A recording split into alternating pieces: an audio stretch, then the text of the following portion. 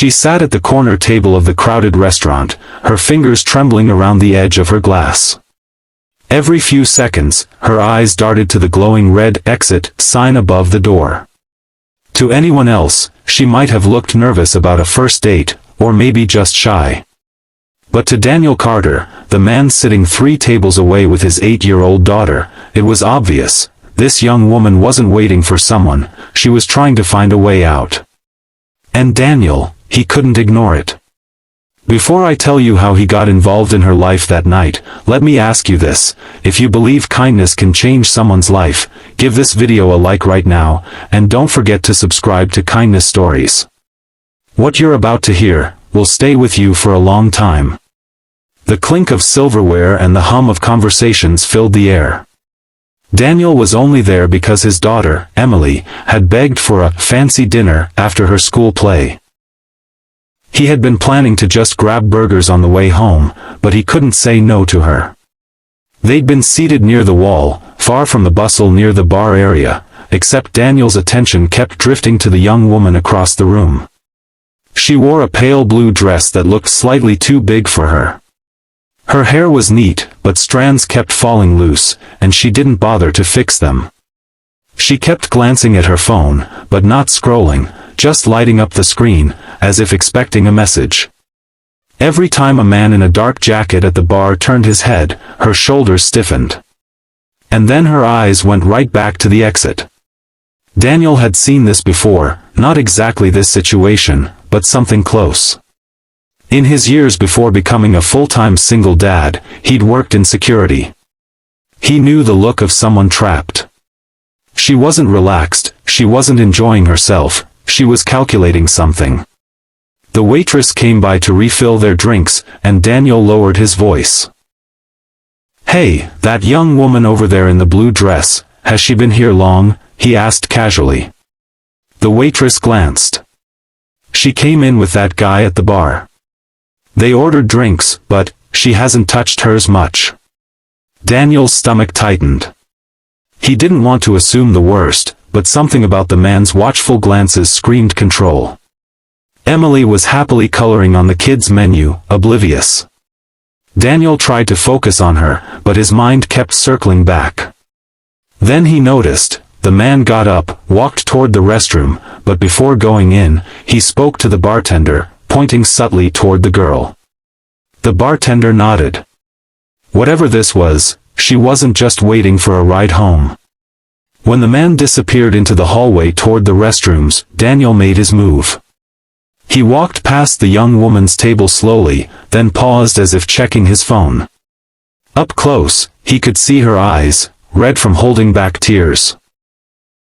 "Miss," he said gently, "I don't mean to bother you, but you've looked at that exit about 15 times in the last half hour.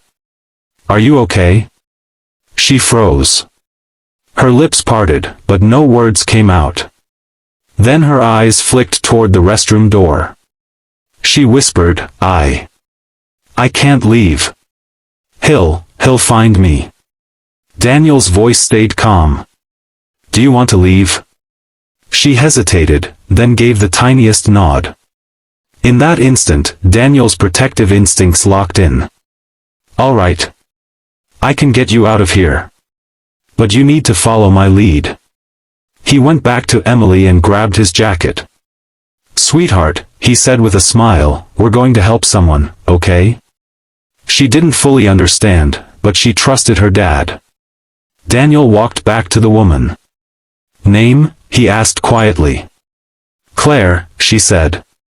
"All right, Claire. We're a family now.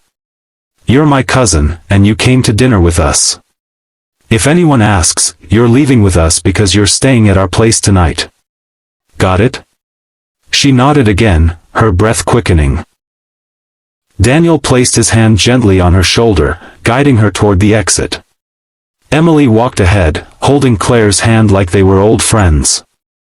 The bartender called out, "Hey, she's with me," Daniel interrupted firmly, locking eyes with the man behind the counter. His tone carried the weight of someone who wouldn't be argued with. They made it out into the chilly night air. But just as they were walking toward Daniel's truck, the restaurant door burst open. The man from the bar stormed out. "Claire," he shouted. "Get back here." Claire froze, her face pale. Daniel stepped between them. "She's not going anywhere with you." The man's jaw tightened. "You don't know what you're getting into, buddy." "No," Daniel said, "I know exactly what I'm getting into. And I know she doesn't want to go with you. So back off." The man took a step forward, but Daniel stood firm. Passers-by began to slow down, noticing the confrontation. The man seemed to realize attention was turning toward him. He muttered something under his breath and stalked back inside. Claire exhaled shakily, clutching her small purse to her chest. "Thank you," she whispered. Daniel just nodded. "You're safe now. Let's get you somewhere warm." They drove away into the night, but Daniel knew this wasn't the end of her story. He didn't know yet who she was running from, or how deep her trouble went, but he knew one thing. He wasn't going to let her face it alone. The hum of the truck's heater filled the quiet. Claire sat in the passenger seat, staring out at the dark streets of their small Washington town. Emily, in the back seat, hummed softly to herself, clutching her stuffed bunny. "You don't have to tell me anything," Daniel said gently as he drove, "but I need to know if you're in danger tonight." Claire hesitated. I think so." Her voice cracked, and the words tumbled out. She'd met the man, Ryan, just 2 months ago. At first, he was charming, generous, attentive. But slowly, his behavior changed. He started controlling what she wore, who she spoke to, where she went. Tonight, he'd taken her out for drinks, but when she refused to have more than one, he grew tense. She'd felt trapped at that table, every nerve screaming to run, but she knew he was watching. Daniel listened without interrupting. He'd heard stories like this before, but it never got easier. The fear in her voice was the same he'd once heard from a friend who didn't make it out in time. "Do you have family nearby?" he asked. She shook her head. "My parents live in another state. Anne. I can't go home. He knows where I live." Daniel thought for a moment. "All right. You can stay in our guest room tonight.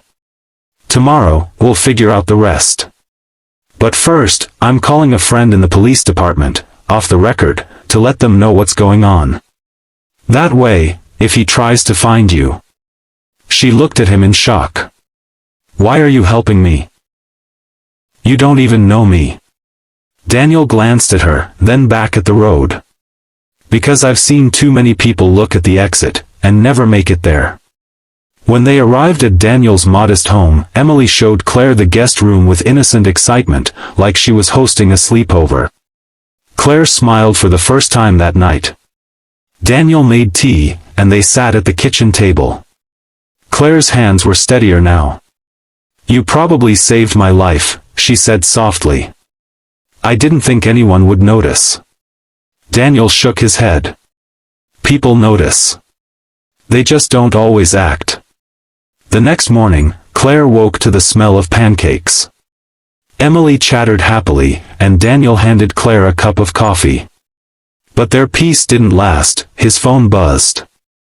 It was his friend from the police, giving him an update. Ryan had been arrested the night before, not long after Daniel drove away, apparently for causing a scene at the restaurant and shoving someone who tried to intervene. The police were also looking into other complaints against him. Claire's eyes filled with tears. I can't believe it's over." Daniel smiled faintly. "It's not over. But it's a start."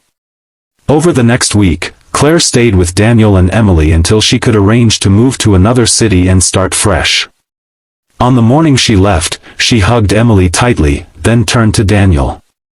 "I'll never forget you," she said. "You gave me more than just a way out. You gave me hope." Daniel nodded. "Just promise me, if you ever see someone looking at the exit, you'll help them too. And that's what kindness is about, it's not just noticing when someone needs help, it's having the courage to step in. If you believe the world needs more people like Daniel, please give this video a like and subscribe to Kindness Stories. Because sometimes, the smallest act of bravery can change someone's entire life.